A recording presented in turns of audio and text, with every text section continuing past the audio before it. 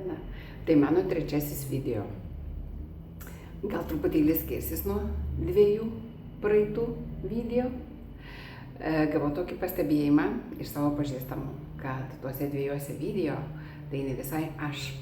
Nes iš ties esu temperamentingesnė, kalbu greičiau, reiškiu savo mintis greičiau ir viskas vyksta greičiau. Ką aš galėčiau pasigirti, ką aš tokio gero ar malonaus ar gražaus nuveikiau? Nieko. Mano siekiamybė būtų būti tokia, kokia esu, natūrali. Tai tą ir siekiu. O kai šitą pasieks, tuomet galėsiu pasigirti. Ką jūs dabar apie mane turėtumėte žinoti? Nežinau. Gal nieko? Yra taip, kaip yra.